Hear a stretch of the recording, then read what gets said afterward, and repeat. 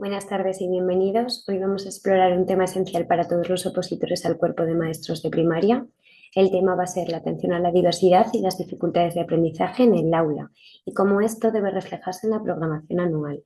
Soy Paola y a lo largo de esta sesión hablaremos de conceptos teóricos y también veremos ejemplos prácticos y estrategias que se pueden aplicar directamente en la programación.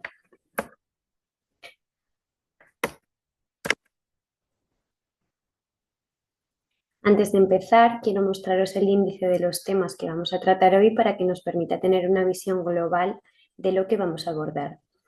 Hablaremos en primer lugar de la diversidad en el OMLOE como concepto, de la diferencia entre ACNEAE y ACNE. Veremos las claves para una programación inclusiva. Hablaremos también sobre las metodologías activas, sobre el DUA, sobre la importancia de la evaluación y cerraremos mencionando algunos recursos útiles a la hora de programar. Vale, comenzamos recordando que es fundamental que comprendamos cómo la legislación actual, la LOMLOE, enmarca la atención a la diversidad y a las dificultades del aprendizaje. En esta diapositiva vemos algunos de los enfoques en los que se basa la actual ley. Este cambio normativo que se ha dado hace poco tiempo vino dado por la necesidad de adaptar el sistema educativo a lo que de él exigen los tiempos en los que nos enfrentamos. Hay varios enfoques que resultan clave para este cambio. En primer lugar, podríamos hablar de que la ley incluye el enfoque de derechos de la infancia entre los principios rectores del sistema. También esta ley adopta un enfoque de igualdad de género a través de la coeducación y fomenta en todas las etapas el aprendizaje de la igualdad efectiva entre hombres y mujeres. Por otro lado, a lo largo de la LOMLOE vemos que hay un enfoque transversal orientado a que todo el mundo tenga garantías de éxito en la educación por medio de una dinámica de mejora continua de los centros educativos. También se reconoce la importancia de atender al desarrollo sostenible siguiendo los objetivos de desarrollo sostenible que marca la Agenda de 2030. Y por último, la ley insiste en la necesidad de tener en cuenta el cambio digital al que nos estamos enfrentando como sociedad. Vale. En esta diapositiva vamos a abordar los principios de la LOMLOE en torno a la educación inclusiva. La LOMLOE pone un énfasis especial en la inclusión educativa, asegurando que todos los estudiantes, independientemente de sus capacidades, reciban una educación de calidad y adaptada a sus necesidades. En líneas generales, podríamos decir que estos son los 4 principios de la LOMLOE en cuanto a educación inclusiva. Los vamos a ver poco a poco. En primer lugar, la equidad y no discriminación.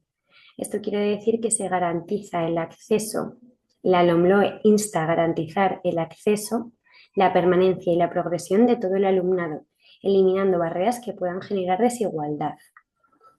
Por otro lado, nos habla de personalización del aprendizaje. Esto significa que hay que adaptar los métodos y recursos a las necesidades individuales de cada alumno.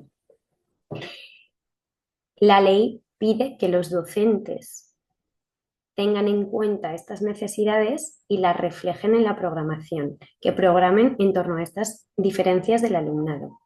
Por otro lado, hablamos de participación y cooperación. Significa fomentar un ambiente de inclusión donde todos los estudiantes participen activamente. Y por último, estaríamos hablando de prevención y detección temprana.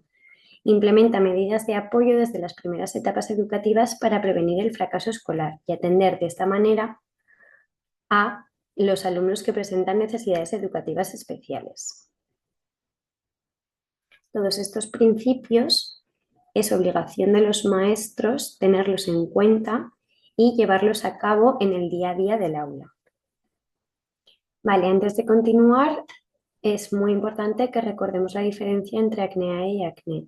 Estoy segura de que ya la conocéis, pero vamos a recordarla porque esto nos va a permitir establecer las bases de las medidas que tomaremos en el aula, de cómo diseñaremos la programación, etc. Entonces vamos a hacer un recordatorio rápido.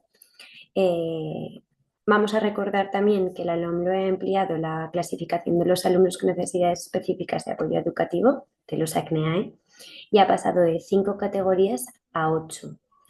os he puesto en la diapositiva las 8 categorías a las que nos referimos y vemos que dentro de los ACNEAE se encuentran los ACNE, los alumnos con necesidades educativas especiales. Estos alumnos son los que presentan un trastorno grave de la conducta o discapacidad o trastorno del espectro autista. Vale, en este nuevo escenario es clave entender las diferencias entre los ACNEA y los ACNE. Con las recientes modificaciones introducidas por la LOMLOE exploraremos a continuación más detalladamente las diferencias entre ambos grupos y cómo la legislación actual busca mejorar la calidad de la educación para los estudiantes. Por eso he creído que era importante detenernos aquí para que todos tengamos muy claro a qué pertenece cada grupo y cuáles son las diferencias entre unos y otros. Vamos a hablar primero de los ACNEAE, pero vamos a hablar con las 6 mismas categorías entre ACNEAE y ACNE para que sea más fácil su diferenciación. En cuanto al informe psicopedagógico, los alumnos ACNEAE necesitan un informe psicopedagógico, pero no necesitan dictamen de escolarización adicional. En cuanto a la modalidad de escolarización, estos alumnos son alumnos de centro ordinario. ¿Por qué? Porque una de las bases de la LOMLOE es promover un entorno educativo inclusivo y adaptado. El centro es el que se tiene que adaptar al alumno y no al revés. En cuanto al currículum y la evaluación, estos alumnos pueden tener adaptaciones metodológicas, pero en ningún caso hay modificaciones curriculares. El currículo es el mismo para todos los alumnos. En cuanto a la promoción de curso, tienen las mismas características que el resto de alumnado. Apoyo específico. Si es necesario, estos alumnos pueden tener apoyo de profesores de pedagogía terapéutica o de audición y lenguaje. Estos apoyos se enfocan en las necesidades individuales de cada alumno. Y la ratio, no hay una prescripción acerca del número de alumnos ACNEAE que tiene que haber en un aula. Ahora vamos a ver las diferencias con los ACNEA. En cuanto al informe psicopedagógico, ambos grupos tienen que tener informe psicopedagógico, pero los ACNE sí que necesitan un dictamen de escolarización. En este dictamen aparecerá la modalidad de escolarización, que la veremos ahora, los recursos necesarios y las necesidades educativas específicas que tiene este alumno, que no serán las mismas si estamos hablando de TEA que de discapacidad visual. En cuanto a la modalidad de escolarización, existen diversas modalidades: centros ordinarios, centros de educación especial, aulas específicas o la escolarización combinada. En cuanto al currículo y la evaluación, prima la personalización y la individualización del currículo. Y esto viene reflejado en las adaptaciones curriculares individualizadas. En la promoción de curso, es importante que se tenga en cuenta que se garanticen los beneficios para el desarrollo integral del alumno o la alumna. Se tendrá en cuenta el grado de adquisición de las competencias, la socialización, cómo está integrado en su grupo de referencia, pero siempre teniendo en cuenta lo que es más beneficioso para su desarrollo integral. En cuanto a los apoyos, el alumnado ACNE cuenta con apoyo de profes de pedagogía terapéutica, de audición y lenguaje y de auxiliares. Y estos apoyos se van a enfocar en las necesidades particulares de cada alumno. Y por último, antes decíamos que no había ninguna norma en cuanto a la ratio con el alumnado ACNEAE, pero sí con los ACNE. En la mayoría de las comunidades autónomas ocupan 2 plazas. Vale. Ahora, después de establecer un poco las bases teóricas, vamos a adentrarnos en la programación. vamos a ver cómo reflejar esta realidad en la programación anual. Estamos hablando de 6 claves que nos van a servir para diseñar una programación inclusiva. Vamos a ir desarrollándolas poco a poco y explicando algunos detalles de cada una. En primer lugar, hablamos de evaluación inicial. Este es el primer paso que nos va a permitir conocer las características, los intereses y las necesidades de nuestros alumnos. La evaluación inicial no solo nos va a ayudar a conocer a nuestros alumnos, sino que también nos va a proporcionar la base para establecer objetivos que sean alcanzables para cada uno de ellos, respetando sus ritmos y sus estilos de aprendizaje. Ponemos un ejemplo. Si tenemos en el aula un alumno que hemos observado en esta evaluación que tiene dificultades con la lectura, vamos a poder empezar a pensar en actuaciones específicas que podamos implementar con este niño desde el principio del curso. Por lo tanto, la evaluación inicial tiene que verse reflejada en nuestra programación.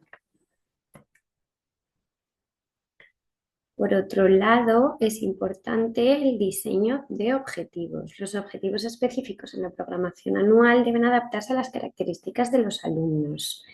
Hay que considerar su contexto, sus capacidades y sus necesidades educativas.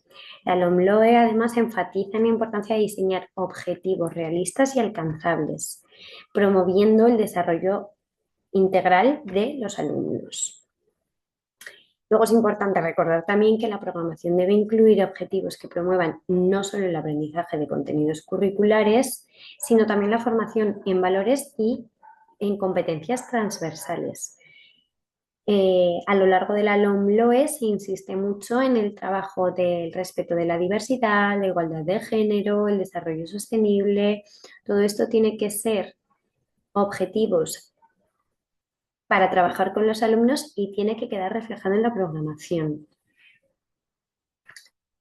Continuamos. En esta diapositiva os he diferenciado entre estos dos tipos de medidas que se pueden implementar en el aula dependiendo de las necesidades individuales de vuestros alumnos o alumnas. Recordad que lo importante es que estas adaptaciones se reflejen en la programación anual y en el día a día. No se trata solo de mencionarlas, sino de justificar cómo y por qué estas medidas se ajustan a las necesidades de los alumnos y son útiles para ellos. No las leo, pero las tenéis aquí para utilizarlas. Vale. En cuanto al diseño de actividades y las metodologías activas, es en este momento donde entra en juego nuestra creatividad como docentes. Una programación inclusiva debe proponer actividades que puedan ser realizadas por todos los alumnos, cada uno con las necesidades, con las adaptaciones, necesarias. Yo os he mencionado 3 metodologías activas que se pueden implementar porque me parece bastante enriquecedoras las 3. Hay más. Esto es un poco a elección personal y también dependiendo de qué estamos trabajando, cómo es nuestro grupo de alumnos, qué necesidades hemos visto, qué objetivos queremos llevar a cabo. Estas 3, el aprendizaje cooperativo, el aprendizaje y servicio y los grupos interactivos, son 3 metodologías que en mi cole utilizamos diariamente. Se trabajan en las 3 etapas, pero se adaptan pues un poco al contexto y a las características propiamente de cada etapa. No es lo mismo cómo vamos a hacer un aprendizaje cooperativo en infantil que en primaria que en secundaria. Tampoco va a ser igual en primero de primaria que si estamos hablando de sexto. En primero, por ejemplo, estamos hablando de que introducimos poquito a poco los roles y en sexto ya damos por hecho porque ha habido una continuidad y una progresión que esos roles ya están asentados y podemos abarcar otras cosas que nos ofrece el cooperativo. Vale. Vamos a hablar ahora del diseño universal del aprendizaje, del DUA. Vamos a hablar de qué consiste el DUA. El DUA consiste en que el currículo debe estar diseñado universalmente para que contemple la singularidad de cada alumnado, de cada estudiante, perdón, y que haga posible el éxito educativo de todos. Se centra en la diversidad, tanto neurológica como de aprendizaje de todos los alumnos y alumnas y no en la discapacidad. No pone la tilde en la discapacidad, sino en la diversidad. Establece que el currículo debe ser flexible para que permita al alumnado progresar desde donde ellos están. Desde su diseño y puesta en práctica, el currículo y las situaciones de aprendizaje hay que tener en cuenta que no pueden ser discapacitantes. Es lo que hemos mencionado antes, que el cole, los profes, las programaciones, las unidades didácticas, cada sesión tiene que adaptarse a los alumnos y no los alumnos a ellas. Es una tarea difícil, pero merece la pena el esfuerzo. Y por último, entre las claves para diseñar una programación inclusiva, nos encontramos con la evaluación. La evaluación en las programaciones anuales es un componente fundamental. Desempeña un papel crucial para garantizar la calidad y la equidad en la educación. La evaluación nos tiene que servir como herramienta de mejora continua para la personalización del aprendizaje, como medida también de equidad e inclusión y debe contribuir al desarrollo integral de los alumnos. En resumen, a través de una evaluación continua, adaptada y formativa, se puede personalizar el aprendizaje, asegurar el progreso de todos los alumnos y mejorar constantemente la calidad del proceso educativo. Vale, ahora os he puesto un ejemplo práctico. No es un caso práctico como el que tenéis en las oposiciones. Es un ejemplo de una situación que se nos puede plantear en el aula y os he apuntado algunas claves que hay que tener en cuenta. Esto lo podemos utilizar para darle la vuelta y ver cómo programaríamos de acuerdo a los diferentes tipos de alumnado que nos encontramos en clase. Yo os he puesto el caso de María, que es una niña de segundo de primaria y que tiene un diagnóstico de déficit de atención e hiperactividad. Nos dice que nos encontramos en la asignatura de matemáticas y que vamos a llevar a cabo la resolución de problemas con operaciones. Esa es la actividad. Entonces, vamos a pensar en dos cosas, en qué medidas podríamos llevar a cabo con María y cómo sería la evaluación. Vale, al ser María una alumna con un diagnóstico de TDAH, estaríamos hablando de medidas generales. Podríamos hablar de metodologías activas, de las que mencionábamos antes o las que vosotros preferéis implementar, de segmentación de tareas, segmentación en pasos para que les resulte más fácil mantener la atención. Estaríamos hablando también de instrucciones claras y sencillas para que no se pierda en una frase muy larga, de tiempo extra para poder realizar las actividades. Podríamos ofrecerle también descansos frecuentes. Podría tener al lado una checklist con los pasos necesarios para la resolución de un problema y que tenga que ir tachando cuando los consiga. Hay bastantes opciones, hay bastantes medidas generales que se pueden llevar a cabo en el aula y estas tienen que quedar reflejadas en la programación, teniendo en cuenta las características de nuestro alumnado. Y luego, por otro lado, se hablaba de la evaluación. He puesto que vamos a llevar a cabo una evaluación formativa individualizada y que utilizaremos para que sea enriquecedora la evaluación diferentes instrumentos que nos permitan evaluar las capacidades de María. Os he mencionado una lista de cotejo, las rúbricas, feedback en el momento, pero existen muchas más. Vale, y para finalizar, hablamos en esta diapositiva de recursos adicionales que pueden ser enriquecedores para vuestra programación.